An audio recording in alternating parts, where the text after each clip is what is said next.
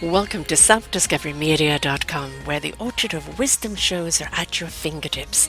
It ignites your soul, your heart, your spirit, your mind, and your body with illumination from people who have made the journey before you.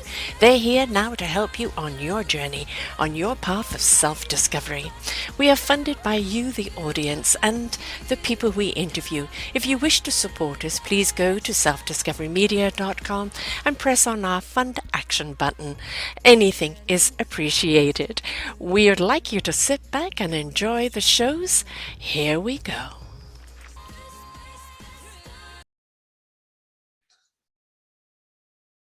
Good morning, good afternoon, and good evening, everybody. Welcome back to another edition of Building Your Business right here on selfdiscoverymedia.com.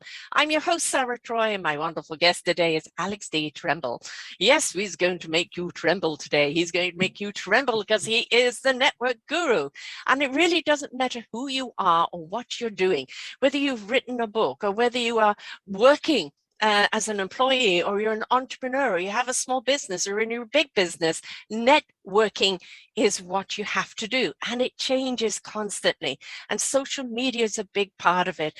Attitude is a big part of it. And he says, he can help you with the overcoming the fear of networking. And it is a fear. I have interviewed so many people, especially authors, and going like, this part of it, writing the book was easy. This part of it is difficult because they don't know how to network and promote. And promoting, network, and marketing have become one now. And so it's all under one parcel. So he says having a strong network can mean the difference between being offered a dream job or continuing to remain invisible when upward opportunities arise. So why don't most ambitious employees efficiently leverage their network to advance in their careers? It's because they believe that networking is too hard, it's not their style, not moral, ethical, or a host of other disbeliefs. Now, Alex is an award-winning speaker, author, expert in the practice of developing, navigating, maintaining difficult, complex, strategic, mentoring relationships. Additionally, he has 10 years of experience coaching and advising some of our nation's most senior leaders. And he's also the host of the Alex Tremble Show, which is focused on providing ambitious leaders with the leadership career advancement skills required as an excellent senior and executive leaders. And, a lot of people look up to these big leaders and think they're unreachable, or I could never be that. But quite honestly, we are all leaders in our own lives, and we are all influencers, and we've all got something to market. And I think one of the big things that people have to understand, you are your brand, you are your product. People, if they don't buy you, they're not going to buy from you, are they? Welcome to the show, Alex. Sarah, I think that the show is over. You've taught everything that needs to be taught. So thank you so much for having me here. I get to just fly. Okay, now we'll just, shoot the whatever. Talk about the weather. But you're on the right direction here, because networking, it used to be we went to events and exchanged cards and hardly anybody ever called anyone, and COVID has pushed us all online. And if you are working in a company, how do you get up to get the boss's attention? All of this comes into play, doesn't it? And it's comes into what's the confidence you have within yourself, and how do you shine that confidence without cockiness out there that people are going to see? Share the secrets. Come on, Alex. Don't put me on the spot. I mean, I guess this whole show is a spot. But anyway, to your point, actually, what we were just talking about before the camera started rolling is it's all mindset, right? It's really a choice. It's a choice to do something that we think is important, that we know is important to us. So, really quickly, I was speaking to an individual. This woman she is phenomenal. Her job is working for a big Fortune 500 company. She's an executive there, and she manages certain government relationships. And she's just really good at building these ridiculous networks and influential relationships. And so I asked her, I said, hey, so like, why do you think you're good at this? And she said, well, I just naturally am good at it. And it just comes to me. I said, well, you know what? I'm going to press you on that a little bit.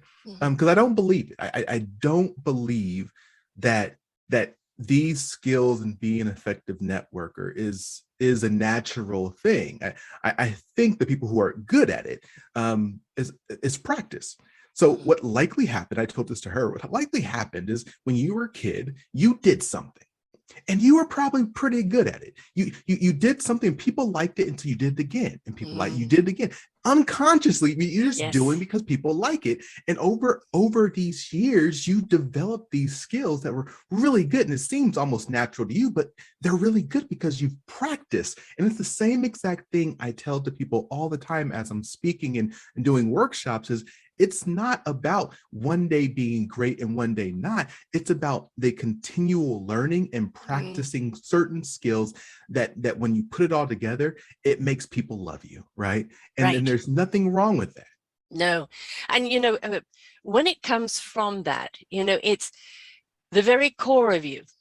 And I think this is what people are really, really scared about. It's like, well, I have to build a facade of me. The suit, the tie, the outfit, the way I present myself, blah, blah, blah. And it's like, really, quite honestly, people, next, that we can see through that now, and especially with what's been going on in the last 2 years. Please give me your heart and soul, give me your honesty.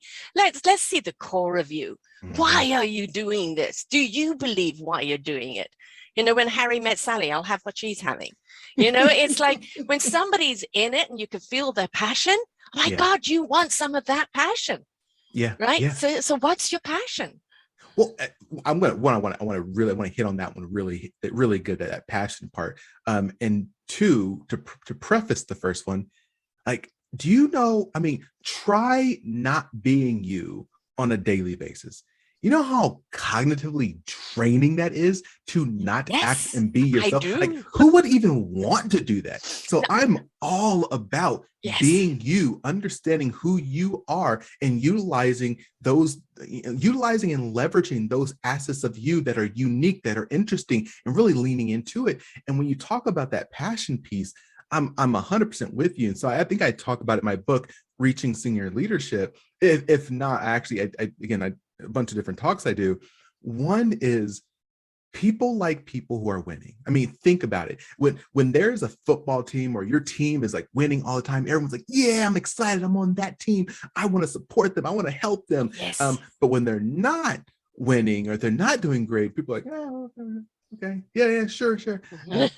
But what really gets them excited is seeing them try, these organizations, these teams try and go after it. And so how can you lean into your passion and share your passion with people in a way that gets them excited and wanting to help you reach goals? Don't be like everyone else. Don't be average and just go through life walking around aimlessly. Like, tell someone, hey, I have these big goals. I want to run for office. And you know what? I think I can do it because I've researched it. I've done some homework. Is there any advice you can give me? Like, this is how you get people interested in you and wanting to work with you, is by having big, audacious, inspiring goals to go after. I believe inspiration begets invitation. When you are inspiring, you are inviting, and the invitation is both ways. I'm going back to what you said earlier, I believe that each and every one of us are in self-discovery of what our instrument is. And then we are obligated to learn how to play that instrument and constantly learn how to play that instrument in different ways. And then we find our orchestra in which to play it in. Right. And then that symphony resonates out in that inspiration and that invitation to everyone else. We've all got an instrument. Some people have 2 or 3 of them, if they've just been gifted with that. So, going back to your friend there, she had that instrument, but she perfected it over periods of time. Right. Now, you talked about also being not yourself. Well, I did that for about 30 years. And because I was bending into a pretzel all the time, trying to be what everybody else wanted me to be. No, you should do it like this. No, you should be this. You should be that. And it was, I've got a sore back from bending backwards all the time, and it's like, and I did lose myself. And then at one point is enough is enough. And if I'm not enough for you, that's okay. Yeah. I have to be me. Everybody else is taken. And you can take me or leave me. And I think when you detach the importance of whether somebody likes you or not likes you, that actually takes a great weight off your shoulder, because you're no longer trying to just impress. You're just being honestly yourself. So I'm about to say something that is a little risque now. We People love don't like risque me. here. People don't like when I say it. Okay, so let me ask you a question.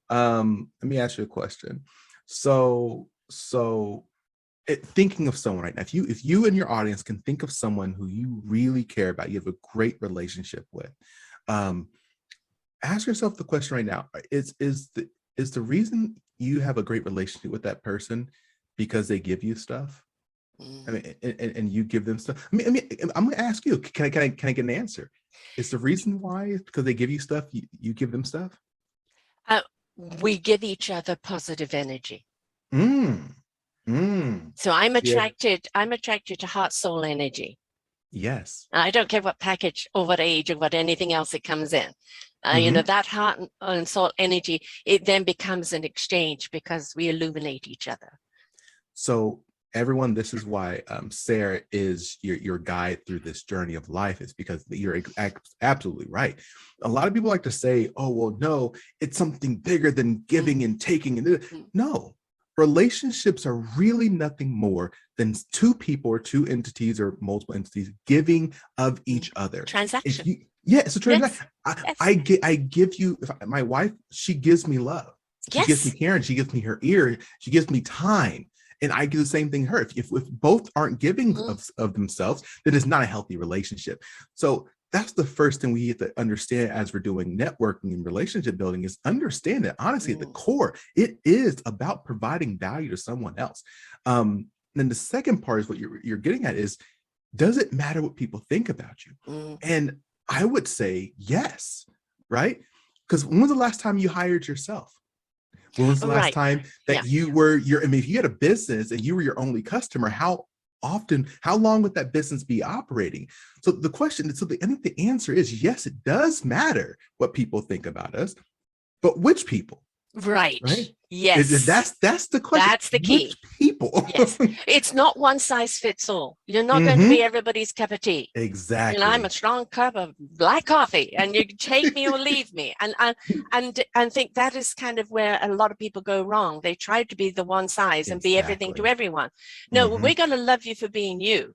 Right. And it's you who we are quintessentially buying or transactioning with, right? Absolutely. And I'm a firm believer that life is about giving, because in the giving we are receiving.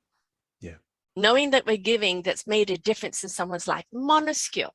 It could be one drop in the ocean, but you know you're a contributor. Yeah. It helps you become a better receiver. You know, one of the guests I had on the Alex Tremble show, I definitely encourage your guests to listen. His name is Troy. I can't remember his last name right now, but he's a CEO of this think tank and this actually venture capital fund out here in Maryland. And what he told me, what his mom told him, I love. She said, Troy, your job, everyone's purpose is to find this one person. There's one person who you need to help in this life. But the problem is you don't know which person it is. No. So you got to help as many as you can. Right. I'm exactly. Like, okay, that's slick. Yeah. And you never know. No. You never know. You don't know the impact you have in other people. Yes. Right? You just do. Don't look for praise. Don't look for, the thing of the week. No, you do, because you are obligated as a human being with a heart and soul to do. Yeah. And now and again, you get somebody that comes along and says, thank you, or you had such an impact in my life. And that's wonderful, because it's validation that you're on the right track. But don't go looking for the praise. Just do for the sake of doing. And you have no idea who you're going to touch. And you know what? You're so right. So again, I have this networking strategy that I've laid out. But one of the parts in that strategy is don't go looking for the praise. No. If you do that, you are setting yourself up for failure and to And be disappointed. disappointment. Yes. Yes, because there's a lot of times people aren't going to just give you that praise, No. and you shouldn't be doing it just for the praise. You should be doing it because it's the right thing to do.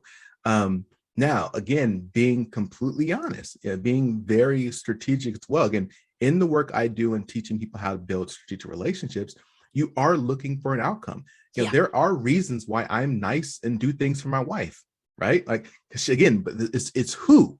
Like, yes. I have identified her. She is a priority to me. And when I threw her this surprise birthday party the other day, don't worry, it was a small one, and we were all tested and all COVID things approved. like that.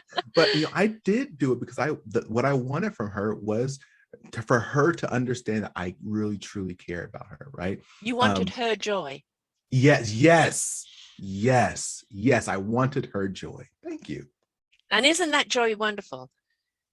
I need you to, I'm going to have to play this interview to my wife so she knows that I want her joy. Yes, because when I have a 9-month-old grandson, and I've waited a long time for, to become a grandma, and he is an utter smiler. I mean, he's just a beautiful little boy, and he is such love and such joy, and it's different as a grandparent to it is as a parent. When that child's put in your arms, your heart and soul merges, and you're lost. But also comes the responsibility.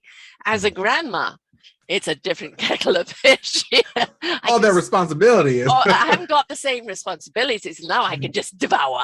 You want some sugar for breakfast? No, I'm not one of those. No. They're vegan, and I'm very conscious of those boundaries. But when I say devour, that child gets kissed a great deal. I've got to remember to take the lipstick off. Otherwise, he looks like he's being battered. And he responds to it, because I firmly do believe that when we show people how much we care for them, whether it's a colleague, whether it's a wife, whether it's a child or a grandchild or a pet, a friend, when we show people how much we care for them, how much we appreciate them, thank you for being in my life. That appreciation is fuel to them, right? It means I see your light. And this, I think, is something in network. What do you mean? What do you mean? Kind of, praising somebody, and it can come across as fake unless you really heart and soul mean it. Right? But when you can actually go to someone and say, you really have inspired me. Thank you. What you said here, or what you did there, or just watching you has been an illumination for me. It makes the people feel seen, feel heard, but they know they're having an effect on you that's positive in your own life, which encourages them to do it more. But there has become that inspiration that now has invited you. Yeah. Right. It's so funny when you talk about that being fakeness too. Like, if you give someone a compliment and it's not genuine, they will generally know. Like, even if they don't know, right? Like, they're gonna know at some level. Like, so I am someone who gives a lot of compliments.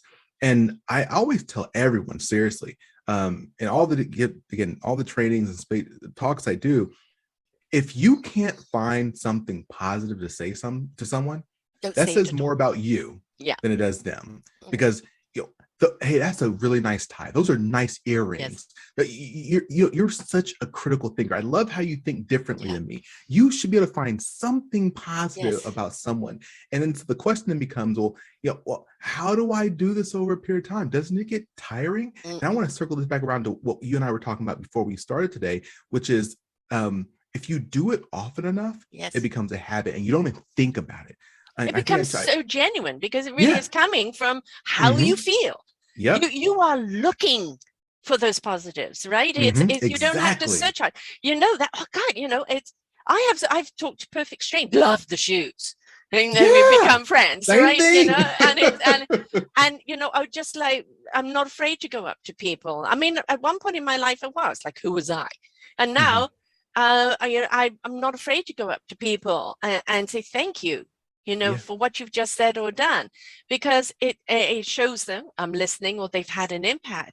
But it also, thank you for sharing something with me that now I can put in my own, my own backpack of life, right?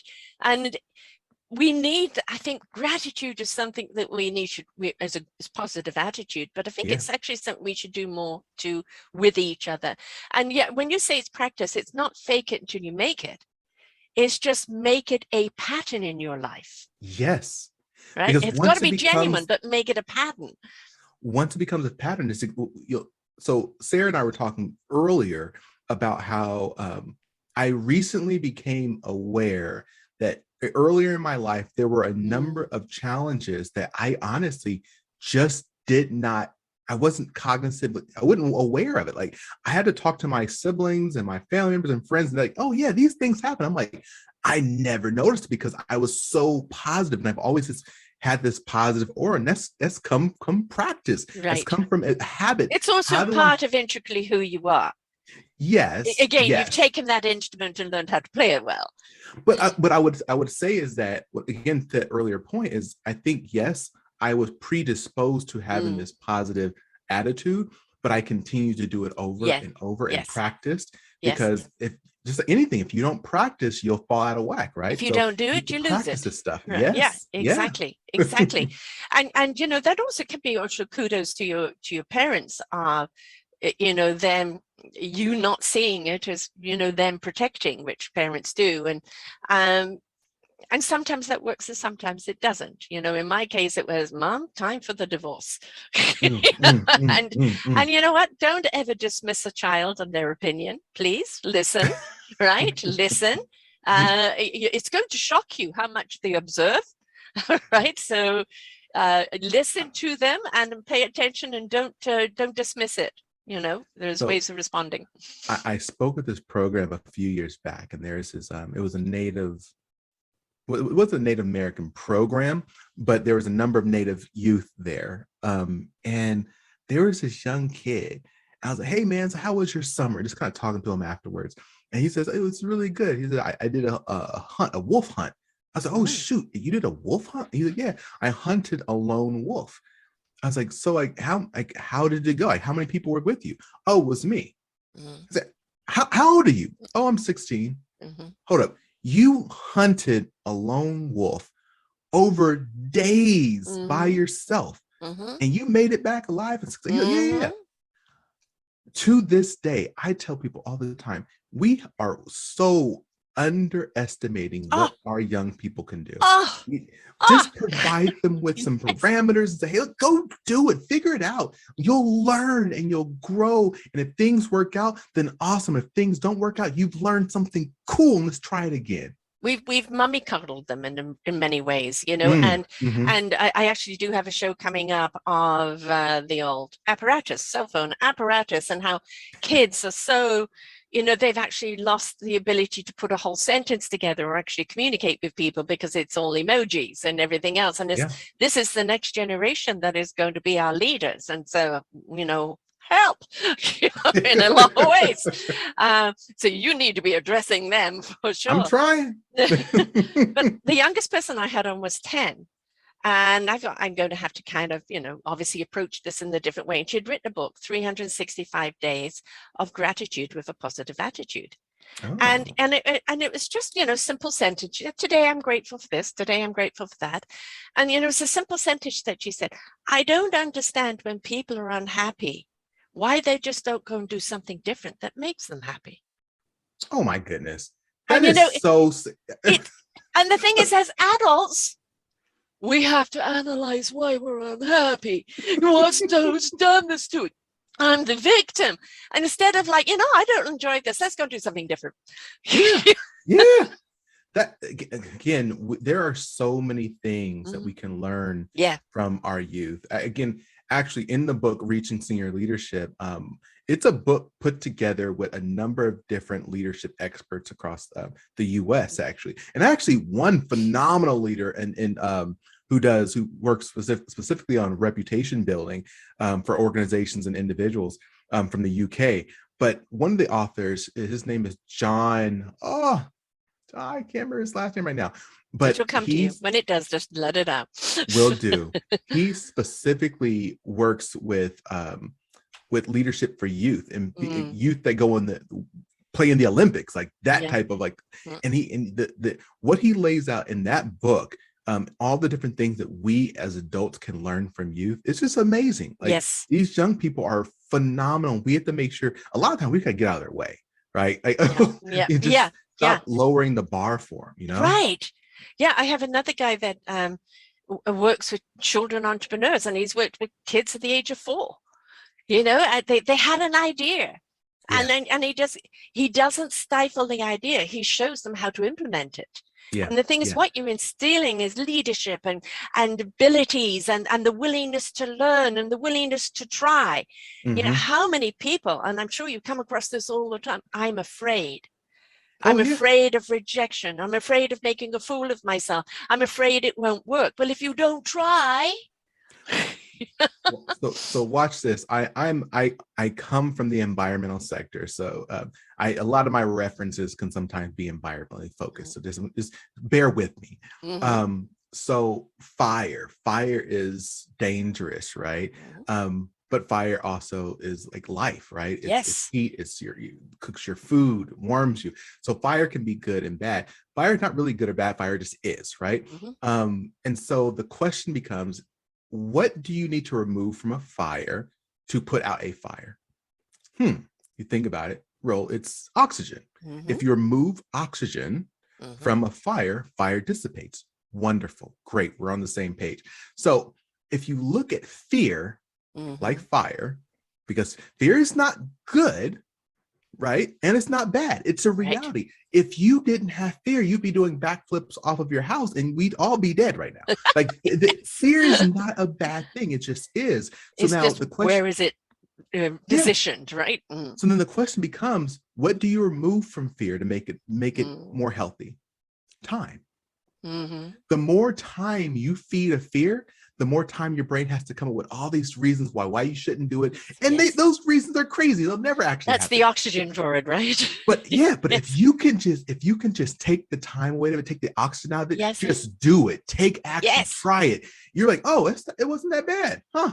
Okay. I guess I'll go skydiving again. I guess I'll go talk to the next person over there in that networking room because I'm not dead. It didn't kill me. Isn't that crazy? I'm one of those people, you know. I don't know what I can do until I try and do it. And I due to illness, I didn't finish my education. So academically, you know, no. But, you know, I had the guts, you know, I had the chutzpah. And so, I mean, I was the first woman rep in South Africa for Mobil Oil. Now, I didn't know anything about oil. I didn't need to know anything about oil. The people did, but I knew customer service. Yes. Right. Yes, so, you know, and I worked for them, and then I worked for another big company, and I talked myself into these jobs. And half the time I didn't know what I was talking myself into. Right. And then it's like, okay, I'm here, I'll learn. And then sometimes, oh no, I'm not cut out to be a secretary, you know, and it's like, you go, okay, this is great information. That's not for me. This is good information. I didn't know I could do that. But, you know, one of the things I love, which I'm sure you find on your shows as well, is people who have had the cosmic 2x4 and they've been flattened. Everything has in their lives has kind of been taken away from them, and they've got to rise from their ashes. They discover their courage. They discover their strength. They discover their abilities. And then they understand why going through the process was so important and who they become. And what they then in turn do in service to others is the whole reason why that cosmic 2x4 was there in the first place. And they become incredible people who I never knew I could do this. Yes. I mean, I live myself by the phrase, and I think you and your guests probably heard this, everything happens for a reason. Yeah. If with me understanding and believing that even when bad, quote unquote, bad things happen, I know that one, I'm going to make it through this. There's a reason for this. I'm going to make it through this. But if you think about this, check this out.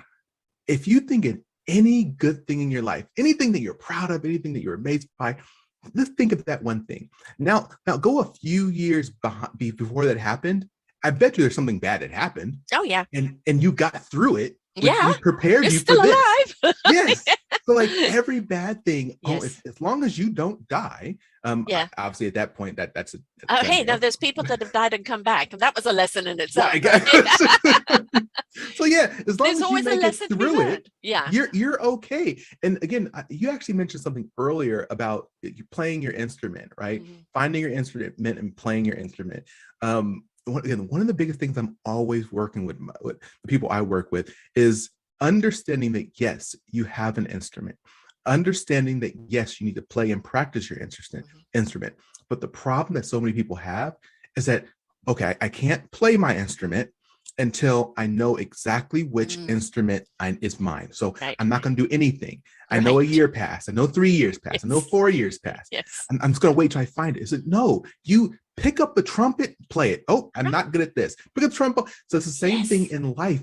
You have to try stuff. Some things are going to work. Some things are not going to work. You'll know what you like, what you don't like, and you keep moving forward. The reality is that, in addition to what I do as, speaking and training, I'm also the chief culture officer for this national nonprofit organization. And if you would have asked me 2 years ago if I would have done this, I would have no idea. Right? I didn't even know what a chief culture officer was. Right. Every time you try something, you will learn something. It's a new experience. You'll learn something. And then from that, your actual goals and aspirations will likely change. Why? Because you have new information, new data, and you're going to say, you know what? I didn't know about this. Let me try this one instead. Or I thought I was interested in becoming an international consultant, but actually what I want to be is international blah, blah, blah. You got to try. You got to take action. I 100%, 1,000,000% agree with you.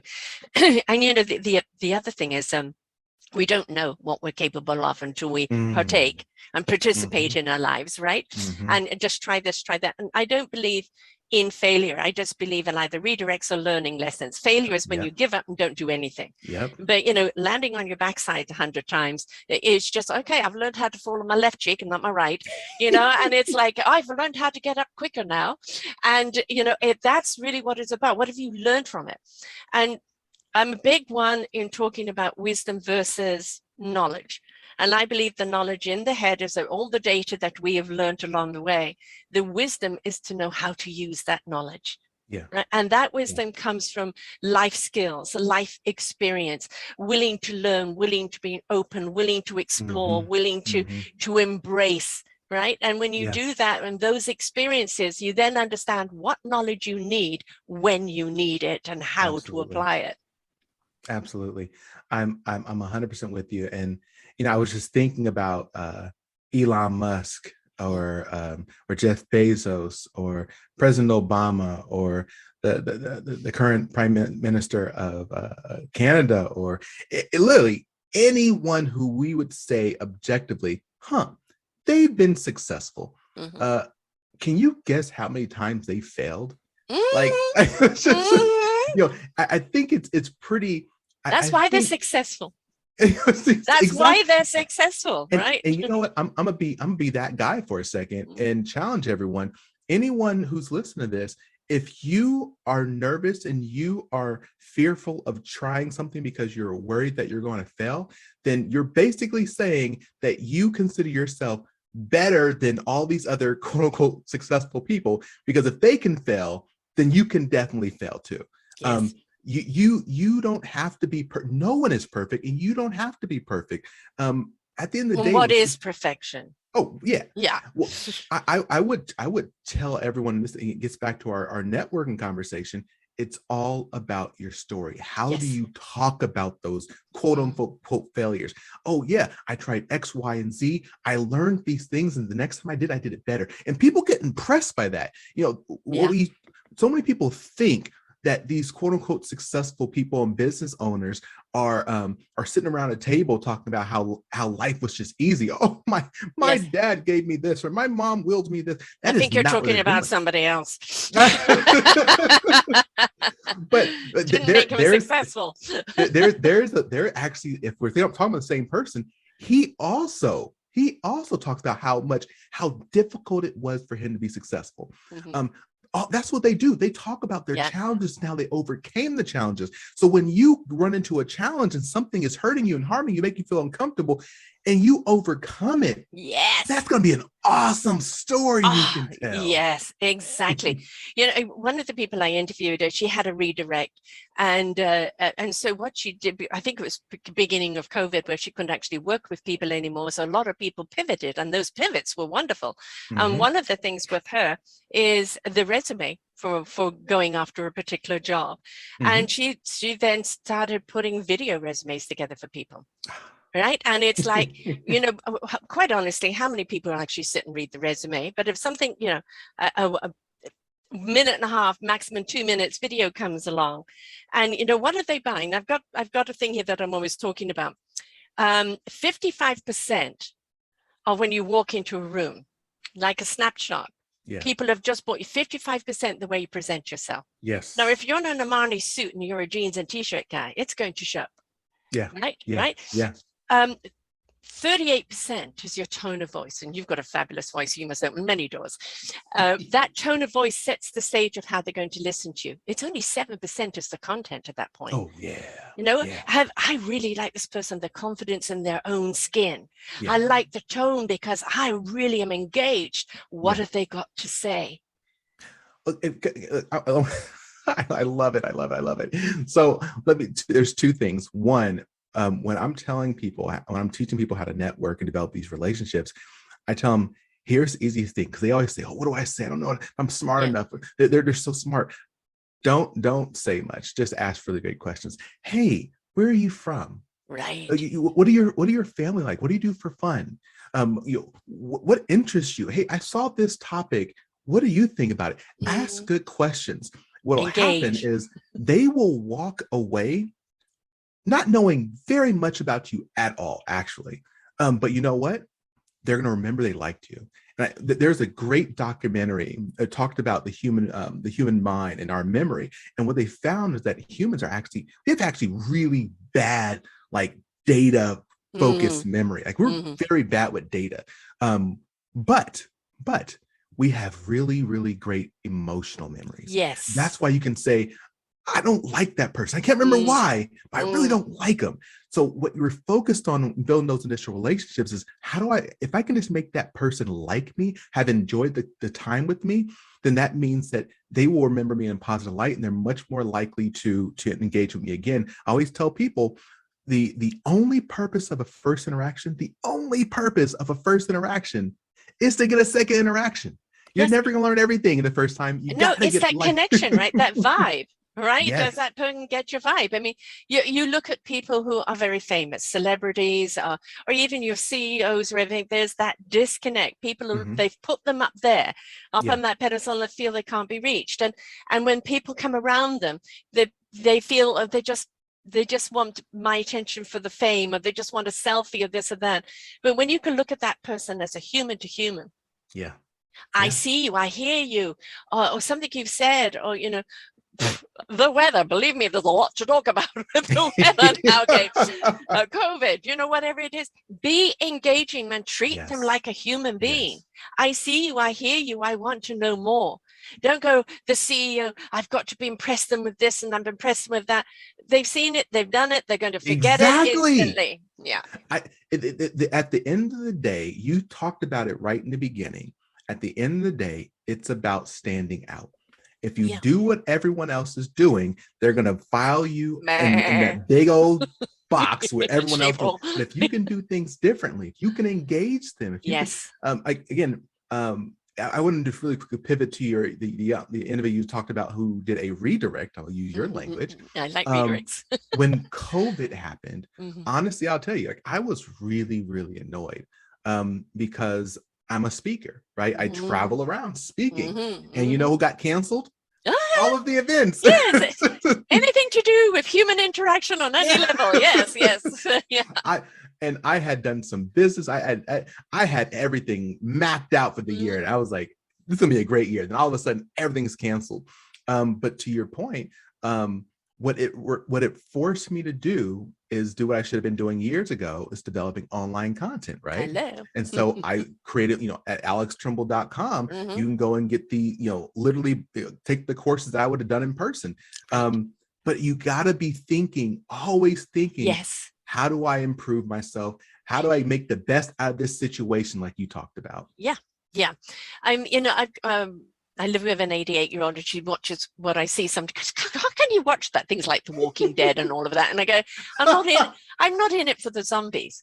I'm fascinated by human nature and what they would do in certain situations.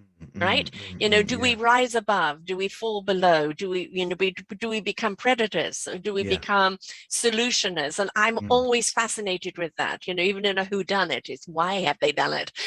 So I'm intrigued with that. And I think with the human nature again, we sell ourselves short. We're so busy trying to live up to somebody else's expectation, some societal's image of what you're meant to be. How many people have I had on the show that were, Fortune 500, 600, six-figure income, to lose it all, either heart attacks, health, or some other reason, and to go, I am so much more enriched and abundant today than I was because I was a slave to that position.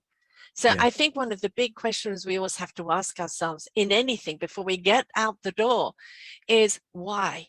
Why are you doing it? So to follow on what your example, one of my favorite shows was actually Criminal Minds. The reason why I love that show is because yes, these people are bad and they're killers and whatnot, but it always goes into their background. Right. What made them like that? Why are they like that? Again, it doesn't excuse what they did, but it helps you understand. But what drives them to that? What's the trigger? Because we can all have them. Yeah. And so we got to be thinking exactly like you said, all those people around us. Yes. Why are they doing things? Like even the person who you think is really annoyed with you, and they did something really mean to you, whatever, ask yourself, why are they doing this? Because I can tell you right now, like I do not fire off nasty emails. I don't do any of those negative things anymore. What's the point? Because you know what happens is every time I do something like that, again, I've only done it now in the last like 4 years. I've done it twice, and both times I immediately regretted it because I found out information that made me feel like, oh shoot, that's why they did it. It was a miscommunication there, or they meant this, or the tone was here. And I'm like, oh my God. So we got to make sure we're taking the time to take a step back and say, okay, why is this happening? Why are these people doing the thing? And why am I doing what I'm doing? Right? Yes. What's in it for you? As we go back to everything is a transaction, and when you give of yourself, I mean, when I do these shows like you, I put them out there. I do, all the platforms, they're on 14 audios, video, and 4 sites and all the social medias. But what happens to them after that is out of my control. Right. And I think that's also something that we need to look at. What is control? And control is only what you can manage in your parameter. You can't manage anybody else's what's going on. So you lose control over everybody else, but you can be an influencer, but to stop trying to control everyone. If you try to control everyone, you're going to be a very, very irritated and tired person. I did it. And not somebody anybody wants to know. And I just did a video on YouTube, my YouTube channel, about how I was driving to Myrtle Beach for Christmas, and there is all this traffic backed up for hours. And I'm like, man, this is ridiculous. When we actually got to the traffic, where the traffic was building up, there was a car accident. But the car accident was on the other side of the freeway. So what does that mean? That means that all of these people on my side who evidently they had a place to go, they had dreams, they had aspirations to get somewhere, they're slowing down and looking at someone else. And now it's slowing not only them from getting to where they want to get, but everyone else. And so I'm like, we have to be really intentional with asking ourselves, why am I doing this? And is this helping me reach my goals? If me slowing down to look at a car on the other side of the freeway is helping me reach my goals, then maybe I should do it. But very likely in that situation, it is not helping you reach your goals. And we have to be very, again, intentional with asking ourselves, is what I'm doing helping me reach my goals? And if it's not helping you reach your goals and being honest with yourself, then you need to be doing something different. Yeah. And, to that point too, is why is it that society loves it when somebody's life goes wrong? Oh, Why are we drawn to the trauma? Why are we drawn to the hysteria? You know, what we've seen in the last couple of years, politically, emotionally, and the yeah, divide, you know, initially, COVID kind of brought us together because it was happening to everybody. And yeah, we were yeah. stepping up. How can we be to each other? It was a gift of time, of Hmm. reflection, of redirection, of Yeah, connection. And then it became this big, huge divide, him and against me. And instead of, yeah, well, why do you feel yeah. this way? Can we sit down and have this conversation? But the trouble is with a hurricane or tornado, people get caught up in the swirl and they don't know how to get out. And everything about that life becomes about the drama. And it's like you talked about, let's cut the oxygen off. Yeah. Exhale, take a breath. Why are you caught up in this? I want to challenge your audience, everyone who's listening right now. I want to challenge you. I want you to assess your diet. I Mm-hmm. want you to assess your diet. I want you, am I consuming healthy or am I consuming Yeah. unhealthy? Now, I'm not talking about, burgers and stuff like that, which you probably should check that too. What I'm talking about is your social media. So you got to think about it. Yes. We have all this YouTube and all these Yeah. things. These are algorithms, and they're Yes. showing you information that you Yes. have been obviously watching and clicking on. If you scroll through your YouTube channel and you see a bunch of drama stuff, Mm-hmm. then you've probably been having a pretty poor diet. But if Yeah. you're seeing things about motivation, you're Yes. seeing things about how to become a better expert in your field, if you're Yes. selling books, how to sell, if you're seeing that, now you have a healthy diet. So Yeah. I really do challenge everyone. Check your diet. Look at what the algorithm's feeding you. And again, that's not what they're feeding you. That's what you're feeding Yes. you. Oh, I talk about algorithms all the time because absolutely everything you respond to is an algorithm. We're algorithms. The energy we Hmm. put out is the energy Hmm. that's received, right? Yep. Negative energy is going to get negative. Positive is going to get positive. And that doesn't mean you're living in la la land as positive. It's just that you choose to see Yes. the light instead of feeding the dark. We know the Correct. dark is there, Hmm. right? We can see it rising, but we're not going to give it power. Right? Yes. We're going to shed Yes. light on it so we can dissect it and find the solutions in it to repair it or redirect it. Social media, you get people who say social media is full of this and full of that. It's what you respond to. Exactly. Right? If you're Yes. going to feed 100%. the hate or respond to the hate or do this and that, how about throwing some love that way? Because Yeah. again, going back to the why, you don't know why people are so angry, Hmm. right? Hmm. Something's going Hmm. on in their day and they're lashing out over here. Okay, I'm sorry you feel that way. Here's some love. Start diffusing the situation. There is a quote. I think it was John Maxwell's dad said it. I'm gonna actually steal it at some point to say I said it. But I say it so often now. His dad told him. He said, when you are, oh, shoot, his dad told him that, do you know when someone needs basically a support, like when someone Mm, needs positive, someone needs mm, someone to feed into them. mhm. How you can tell someone needs that? They're breathing. Yeah. Everyone, no, just Yeah. everyone can use someone saying something positive to them. Yes. Everyone can use Yes. someone just saying, I believe in you, I wish you well. Yeah. And you know what, it costs nothing for us, Yeah. right? So why not? Like you said, you never know. I honestly know people who I tell the story. There's an individual I know who my wife showed me their Facebook page, and they were partying and living their best life and everything. But I was like, oh, I just spoke to that person yesterday, and their cousin was just shot, and their Yes. dad's sick, and Yeah. their brother is literally, this is all happening. Their brother is now paralyzed. Right. They're really going through a hard time, but you wouldn't know it from the social media Right. page. Like, we should all just give people a little more grace and just be willing Yeah. to say, even if you are saying something messed up or mean, whatever, you know what? Maybe you're going through it. Maybe you're not. Yeah. I don't know, but that's not what's important to me. My important to me is saying something nice to you. That's who Right. I am. I'm, Right. I'm very much a person of please never be apologetic for your hard times. Mm, You know, mm, I have mm, I have mm, a mm. beautiful following. on most of mine is Facebook and LinkedIn. Yeah. Two type of different platforms, but my Facebook peeps, I love you. My mum was dying, and she couldn't die, and she was really, really sick. And she was 95 and in a great deal of pain. But she said, I can't cross over. Oh. And so I went to my Facebook group and I said, my mum needs prayers in crossing over. Yeah. And in that 24 hours, I had 150 people, not just likes or links, but here's a prayer to your mother. Yeah. The next day, my sister, she was in England, said it was a dull, rainy day. But all of a sudden, the sun came out and it shone down on my mother. Yeah. She opened her eyes and she opened her hands and she passed peacefully. Now, I know that the energy from those prayers helped her.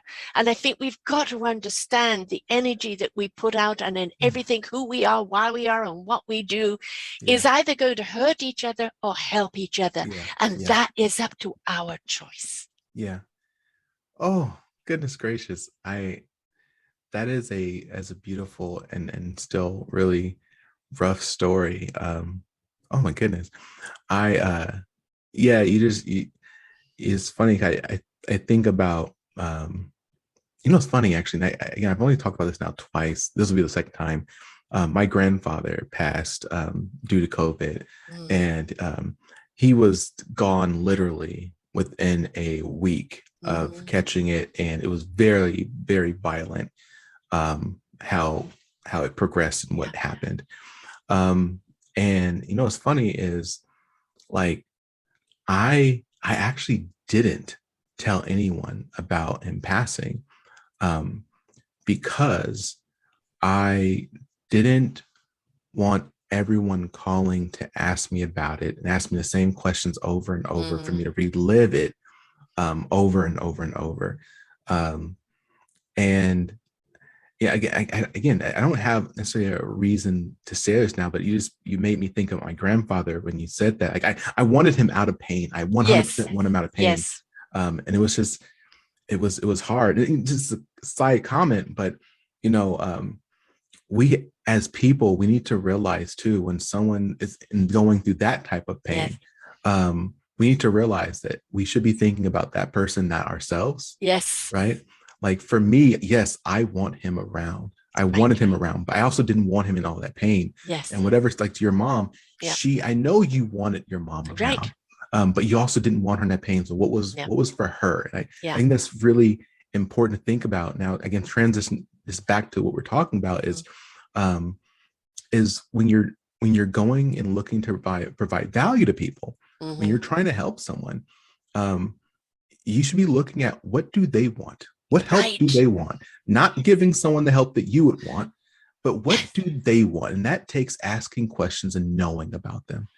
Whew, sorry, this was a rough segment. No. I will lead it into something like network marketing. And I've had numerous friends that have been in network marketing and sent them all fishing hook up and tried to get me in. I'll give an example of one. She's a dear friend. I love her. We've known each other over 30 something years. And she was with a company, had massive amount of nutritionals and this and that, really great stuff, which I eventually did go into, and it literally saved my life at one point. But she was trying to sell me false nails. Now, I had 3 young children at home. Yeah. What did I want false nails for? And she put them on, and I hated the feeling. And it's like, this is just got nothing to do with, but they're so good for you. Yes. But how about me? Right. And it was you're not speaking to what my needs are. And I've had numerous people try and sell me something. And then I've let them do the spiel, and they said, now, have you asked me what I've wanted, what I need? And I turn it around as a coaching thing of, ask the person where they're at, what they need in life, then supply the solution. Don't impose you're happy about the product, but if the product doesn't fit, right? I tell people, there's a statement I always say, people like people who give them stuff. And that's what we started about with. People like people who give them stuff. We give them time, maybe a book, whatever it is, but it is giving, right? But the second part of that statement is people like people who give them stuff they value, right? You have to understand what the other person values, what they want. Yes. Can't be selling, Yes. press on nails to someone who doesn't want or value it. They're just not going to, you're not going to retain it the same way. Yeah. But yeah, again, I'm 100% with you, 100% with you. I think one of the big problems in life with many, many things, we don't listen. Yeah. And, Yeah. and communications isn't always verbal. Oh, yeah. Mm-hmm. Look at how a person's facial expression is, how their body is carrying, just things around them. And you can go up to someone and say, I feel something. Are you going through something? Yeah. Right? Yeah. Mm-hmm. And, like with your grandfather, you didn't want to share it because you didn't want a pile of people having to explain it all, right? Yeah. I'm one of these people that will put it out, this has happened. And, that's the explanation. And then people will give me the thing, but I've already given the explanation. So you don't need to ask, or like, well, thank you very much for your prayers or your care, right? In that, people should know when they hear about it and you haven't shared about it, they know that you are hurting. So instead of, oh, what happened to this and that, just like, when you're ready, I'm here for you. Yeah. Yeah. That's all you need to know. Yeah. Oh man. Like I said, we get into these types of conversations again. Actually, my wife is from Burma, Myanmar, also known as Myanmar. And I was out there visiting her family. It's this beautiful trip that we had been waiting to see each other for a while because she went overseas for a while. And while I was out there, I got a call from I got an email from my cousin saying, "I'm so sorry for your loss." What do you mean? Yes. What do you mean my loss? Your grandmother just passed. Oh my God. Yeah, I know. Not the way you want to find it. Well, actually, that's how my brother told me my mother had died. He sent me an email. Oh goodness. Yeah. Again, for your guests, for those who are listening, I challenge you to do another thing. Watch movies, any movie, action movie, a scary movie, almost any movie, comedy, romantic comedy. What you'll find is the same exact thing. The movie would, at the bare minimum, be cut in half if there was effective communication. Yeah. If people were communicating one another and listening to the other person, the movie wouldn't probably even happen. Right. But that just shows how important it is to not only communicate, as you're talking about. You gotta listen, as you were just saying. You gotta listen and then act upon that information. It's like a book club, and I encourage people to have podcast clubs. Listen to an episode and then talk about it, because now what you're sharing is your perspective. Yeah. Now everybody, I'm a true colors coach, so everybody shares their perspective. Now you've got actually a bigger picture. Right? It's not just, oh, this is one-sided. No, it's got to be right. This is what I got out of it. This is what I got out of it. And this is what you got. I hadn't seen it from that point of view. Right? So share. I was speaking on a panel. Again, I did a lot of panels with COVID. Oh my God. But everyone's electronic now, right? Yes. I've been here for 10 years now. Yeah. So yeah, I was doing this panel last year, and they were saying how it was interesting because I challenged everyone, because first people started commenting, oh, those millennials, those Gen Z, that's what it was. Those Gen Zers, they don't understand. They're not doing this. They're doing this wrong. I said, okay, let's do this. Let's do this. I said, okay, you see that wall behind such and such a screen? They said, yes. I said, what color is that wall? And they said, it's easy. Someone said blue. The other one said teal. Other one said, well, it's actually a bluish screen. I said, if you all can't agree on what this color is, what makes you think everyone else seeing the world exactly the way that you see it, right? There's so many different perspectives, but the only way to understand where someone's coming from and why they see it as green, blue, or teal or navy blue, is to talk to them, is to then seek understanding. Yes, not imposing, and actually talking about your color, look at my logo here. That's the same reflection in there, right? So everything that we've talked about today, people might go, well, what's that got to do with network? It's got everything to do with networking. Everything that we've talked about. Your relationship with yourself is the relationship you're going to bring to others. The vibration that you set off is the vibration you're sharing with others. Your why is the why that you're going to seek out in others. This is your form of communication, and communication is absolutely key in any form of networking, but it doesn't always have to mean a spiel of dialogue. It can be the question, which is the introduction. For those of your listeners who are listening this far on, thank you first. Two, again, I got a second, Sarah, and we didn't need to talk about it today, but there's a very simple 4-step process I've created to be an effective networker. I call it the C4 strategic relationship building model. The first is mental clarity. Understanding that networking and using these strategies sorry, I apologize. The first one is mindset change, which is understanding that these strategies that we're talking about, there's nothing wrong with it. There's absolutely nothing wrong with being intentional and understanding that you want to develop a relationship with someone and then knowing you got to do certain things to make that happen. The second thing is internal clarity.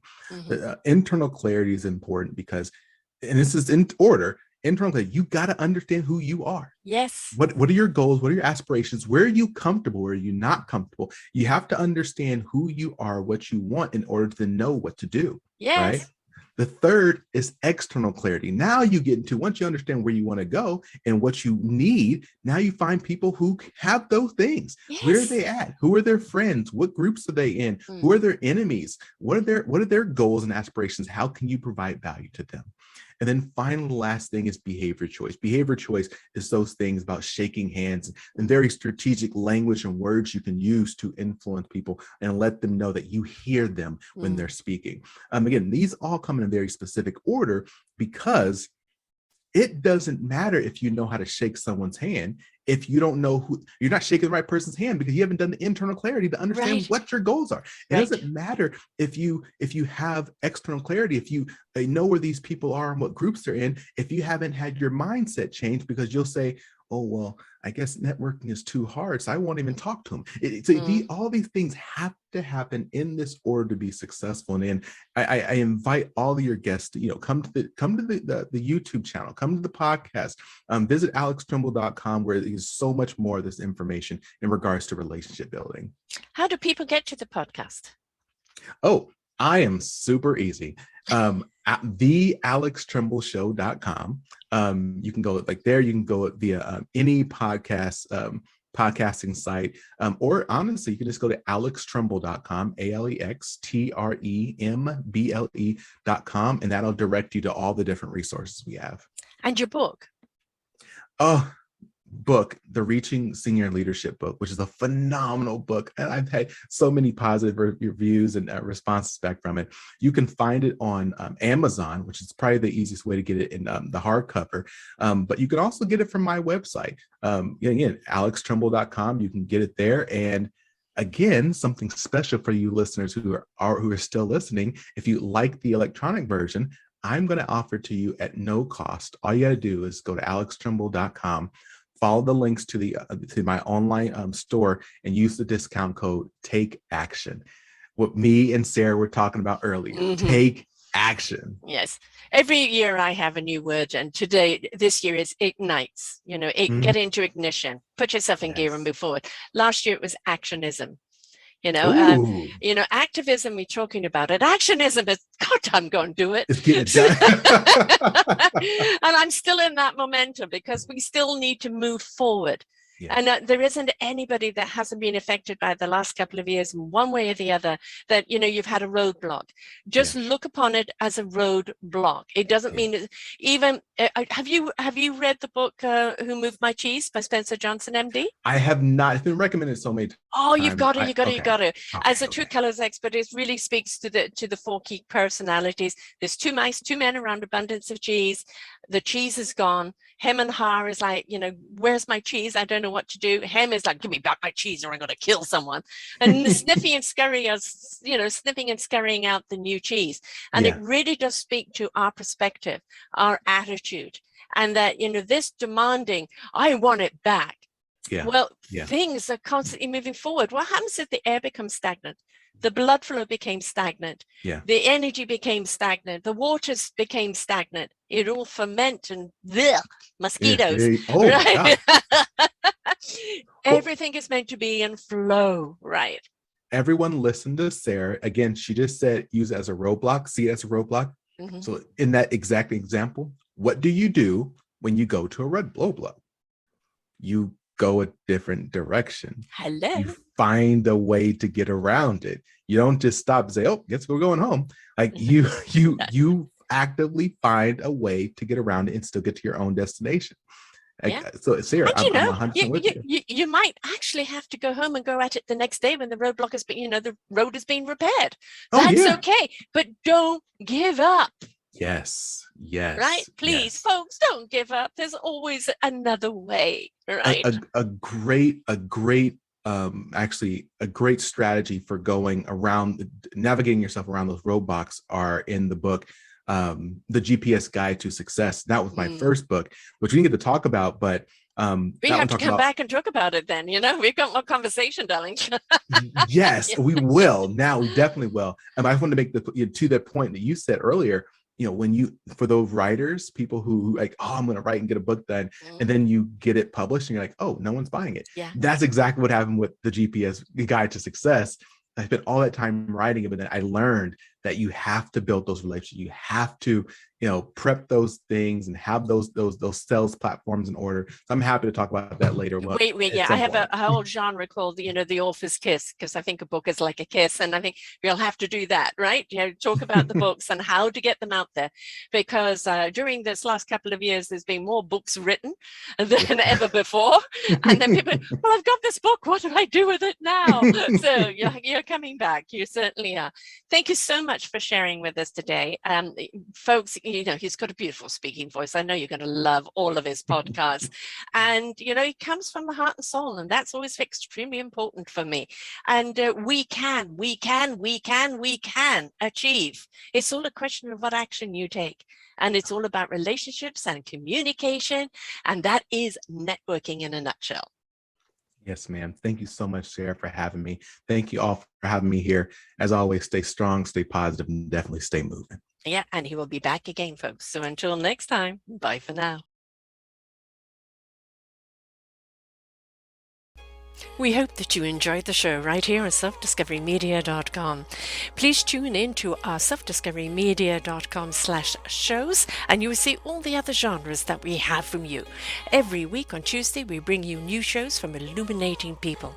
If you know someone that should be interviewed, please contact us at info@selfdiscoverymedia.com. Now stay tuned for your next show.